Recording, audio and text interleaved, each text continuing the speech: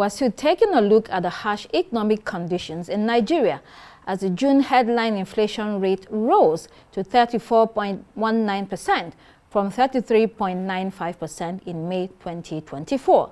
This uptick of 0.24 percentage points underscores a persistent inflationary trend that has been unfolding since last year. Some Nigerians on the streets of Abuja had this to say. As a seller anyway, though I buy, I sell. The price of things, the way it's affected is that when you go to the market to buy, you budgeted the amount you will spend in the market. By the time you get to the market, you now find out that the money you budgeted will not even go half of what you budgeted for. You understand? And when you come to the shop again, instead of selling the quantity you normally sell, when the customer come, assuming, let's say, when they plan to buy 5 mudus of garri, they end up buying 2 mudus of garri or 3 mudus of garri, thereby affecting that particular stuff. Everything is high. There's nothing to hide about. But we are the common people. That's what we are trying to make them to understand, that things is very high for everybody, both for rich and for the poor. The tomato you are talking about, tomato is about 18,000 per basket. A basket that cannot be able to feed 5 people in a family. This baskets of fefe is 10,000 now. It's 10,000. Basket and fefe 10,000. And fefe and tatashe 12,000. And onions 5,000 naira. Before you say on fefe 2,500. Now it's 10,000 naira. And tatashe, you say tatashe 2,000. It's now 12,000 naira. That is very cost. I'm a single mom with plenty children, so it affects a lot. Before I can use like 5,000 and get meat, rice and oil. But now 5,000, just a 1 mudu, we are paying 1 mudu, like the foreign rice, 1 mudu for 3,500, which is very expensive. So you cannot even get rice and meat inside inside 5,000. So it's difficult right now. Well, for further analysis of the current economic hardship, I'm joined in the studio by the policy strategist and group CEO of the global investment and trade company, Baba Yusuf, and also public policy analyst, Chibuzor Okereke. Gentlemen, welcome to the program. Thank you. So I'm going to ask the first question that I asked the previous guest. How are you coping? Let's start with you, Baba. Well, it's very tough, Constance. Like the former speaker mentioned, this is what we call in Hausa that the sunrise, envelops everywhere. There is nobody, regardless of strata, that is not feeling the impact. It is the response that is the difference. Most of the political class live in a bubble. But those that are responsible and responsive and responsible, that are blessed enough to be inching above the middle class, are still feeling the pinch because they have to share whatever they have around.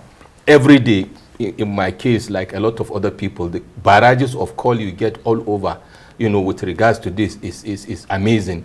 And it tells you how bad things are going to come in the future. Like we have said, we've been raising these warning flags, and unfortunately, we are where we are today. It is unfortunate that I will have to be a messenger of doom to say, like I said in March this year, we're in this studio, incidentally, you and I on this side of the table, Constant, and I said, if some hedging position is not taken, Q4 is going to be disastrous. I know the government doesn't want to hear it, but no matter how you paint, what they say, you put a lipstick on a pig, it doesn't change the, the situation of that pig. This is the reality, and it is very sordid and unfortunate.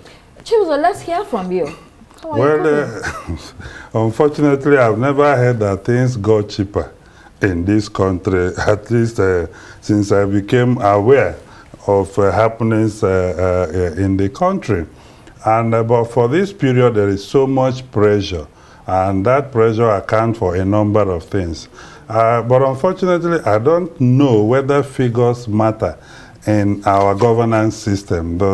When the MBS releases their figure, does it matter? Does it point to anything? If inflationary figure becomes single digit, are these trickle-down economies? Are these parameters and indicators that are set without looking at grassroots realities? So there is pressure in the system, I believe, but I doubt whether this pressure is being felt by everybody, because certain class of people are simply inaccessible in our system. Baba, the government has been making some efforts for some months now, since January. There are all sorts of policies that have been put in place. There are measures, every month coming out. Will you not give them a little pat on the back? Or what do you think they are missing here? Okay, 3 things are missing. Let me start from where you landed, Constance. We have been advising that there is no meaningful traction or progress that will be made by any administration, not just this administration, without a well thought out blueprint and strategy.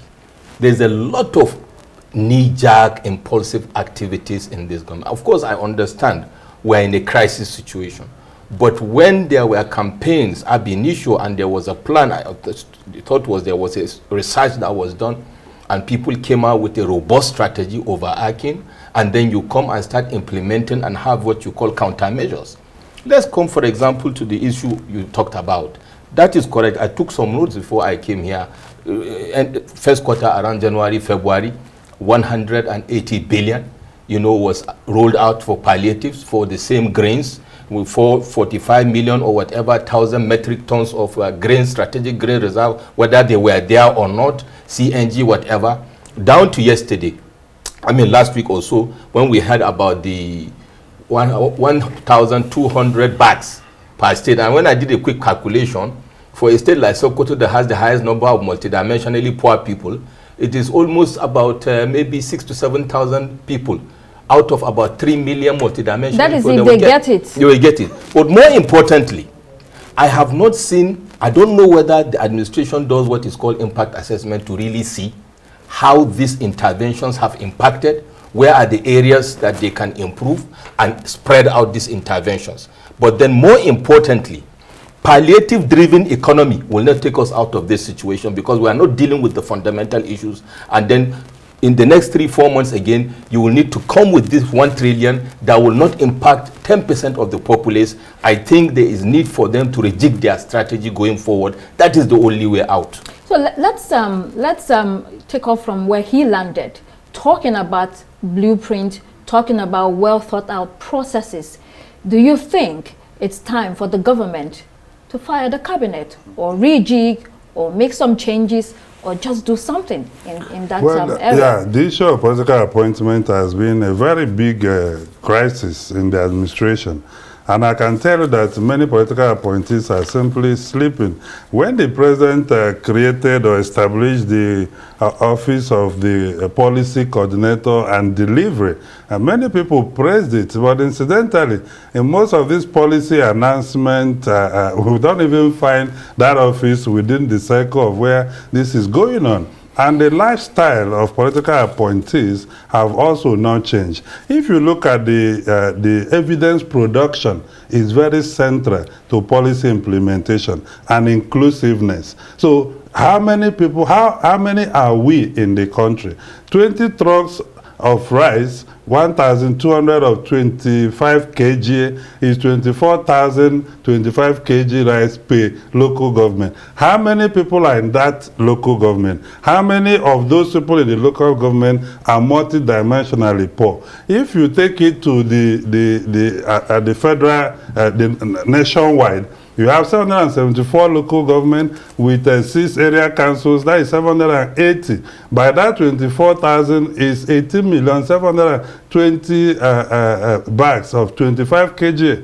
But if you have 100 million poor Nigerians, you're looking at 18% of the people. However, we are trying to even distribute this palliative through the political cycle, which is a very big challenge. And I agree that we have to look at strategy for implementation. The policy coordination and delivery office need to work better, to ensure that all these policies actually meet the strategic objectives. We have 3 minutes left. Baba, do you have confidence in the president's capabilities to really turn this around?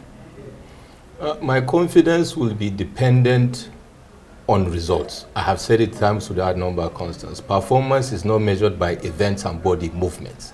Performance is measured by results. So I wait to see the outcome. We have heard so much about capacities and capabilities. Let's see it impacting on the populace of this country. Oh, we have more time, I've just been told. So you can expand on whatever you said. So basically there is need, like I said, to rejig the strategy. But importantly also, which is part of what Chibuzor was talking about and you are talking about, let's assume there is an overarching strategy. Why is it not working?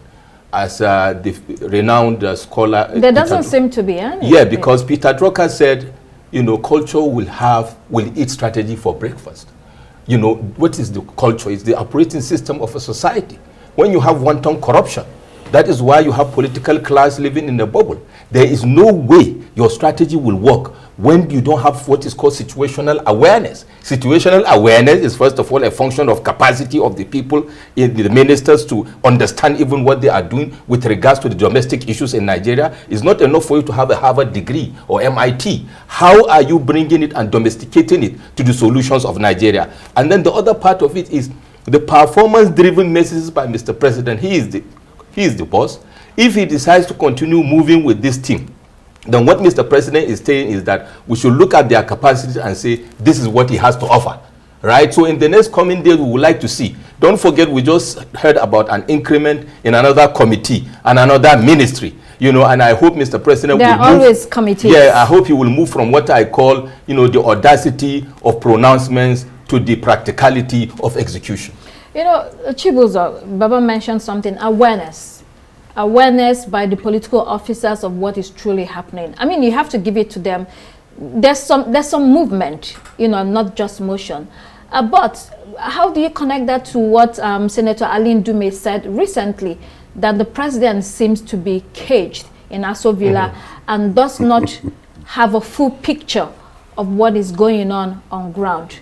Do you agree with that? I completely disagree with him. He's a senator of the Federal Republic. He passes the budget, he makes law, he represents his people. So whether the president is caged or not is not the issue, because I think that if the distinguished Senator Ndume has a serious case he wants to take up with the president, he can raise it as a point of privilege or motion on notice, or even sponsor a bill to address that, or even address press conference or write open letter. So, but that's not the issue. And that's the point, Baba is making. Nobody celebrates efforts or some kind of, fantastic, elaborate pronouncement. It is the result those things have delivered. This president appointed, incidentally, special advisors or assistants on community development. Since these people were announced, nobody can tell where they are functioning from or exactly how they are mobilizing communities to benefit from government policies. You cannot declare policies in Abuja and expect it to impact people in my village. And this is why we need integrated model of governance where everybody is self-aware of the situation of the country. And if there is a policy statement, a policy implementation strategy, it is not for a certain group of people who are warehoused in a hotel with a fantastic room and horse where they meet and churn out papers. No, it is the impact those policies and the committees we make by going to the people. Right. The people of Nigeria are living in their local communities.